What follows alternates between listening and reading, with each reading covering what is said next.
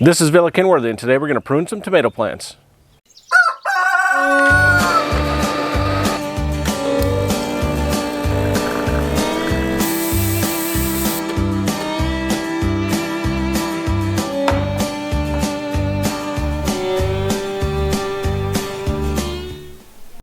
Welcome to Villa Kenworthy. I'm Dennis, and today we're going to prune some tomato plants. I'll show you how I prune the suckers off, and then we're even going to do an experimental trimming to see how that works out for one of my plants for the summer. I'd like to do a little test. Okay, so we have one of my indeterminate tomatoes. These are the ones in the buckets that I have along the fence. And right here, as you can see, there's a sucker coming out. This one's a little bit bigger than I normally like to let them get, but sometimes whenever we get a little bit of rain or I water real good, they grow really fast. So we want to pop these guys out. When they're smaller, you can just take and pinch them off, and we'll find a couple of that to do too. But I'm going to go ahead and trim this one with some cleaned up garden shears.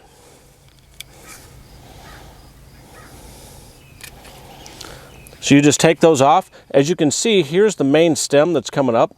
When these start to grow out, they'll cause that main stem to bend over, and then that spreads it out, and that makes the tomato plant a lot wider. What I want to do is keep one main stem going up as high as I can go, and they go up and over my fence, and they got about 15 feet long last year. So we want to take and prune all of those off as they get bigger before they get too big, hopefully. And here's another smaller one that I can show you, and we'll just pop that off with my fingers. You just take them off like that, and if you do that regularly as it grows, you'll get that nice straight beam.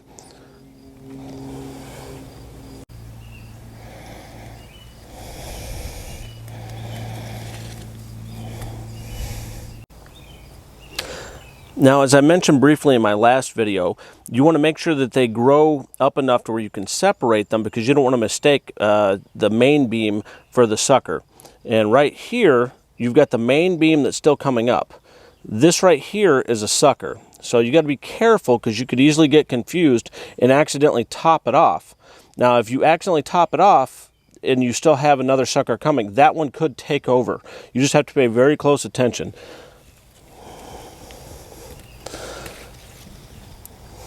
Now, as you can see down here, I also have some new buds just starting to form. So these tomato plants are starting to get flowers on them already.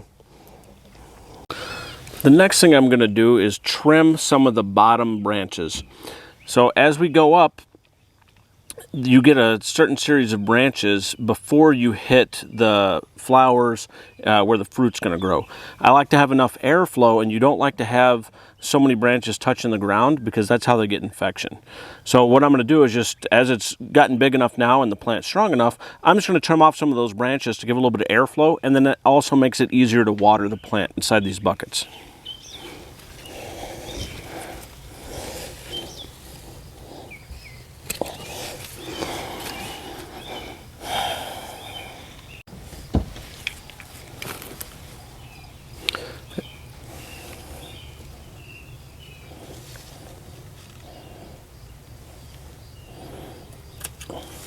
If you'll notice, I do try to cut as close to the stem as possible, leaving the least amount of branch left so that I don't have to worry about infection coming in from that spot. And here's what we've got so far. So I'll trim all of them up from the bottom to kind of look like this.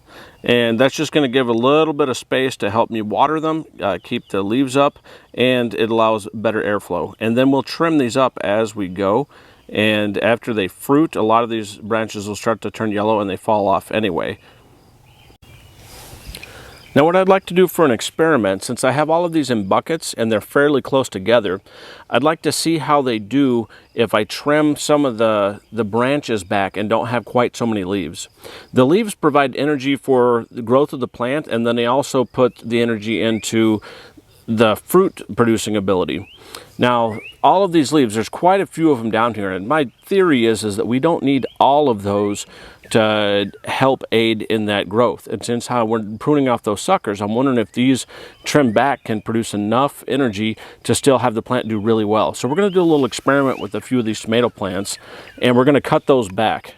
So I've got, is it 1, 2, 3, 4 big ones back here. I'm going to trim just ahead of those. Maybe I'll get that one extra one. So I'm taking off about this much of it. And that's just hopefully going to give me a little bit of better airflow and give me a little bit more room with them in the buckets. And I'd like to see how they do. If this has a negative effect, I've still got so many other plants that it won't matter. But I'm just going to test this out for this year and we'll see what happens. And as you can see, we've started to clean up a little bit. There seems to be a lot more room underneath the branches. And it can seem pretty harsh initially, but they usually do really well after this. I've never had any issues whenever I've pruned them. You just don't want to do it too early, and you don't want to go too far initially. Now you can see I've got all my scraps laying down here. I'll pick all of those up, and then we will put those in the compost pile, so we'll make use of them as well. We try not to waste anything if we can help it. All right, well, I hope that helped answer some questions for any of those out there wanting to try to prune their indeterminate tomato plants. Remember, you're only doing this for the indeterminate plants, not the determinate plants. You want to make sure you know the difference between those. We'll see how the experiment goes with trimming off the ends of the leaves. I only did 3 plants, so we'll monitor that and we'll see if I have any issues or if they grow the same. And then next year, maybe I'll try something new depending on how this worked out. Well, we will see you next time. If you have any questions, drop them in the comments. And a lot of times people have other good advice. I'll be reading those and checking them. I encourage you to do the same thing. We'll see you next time.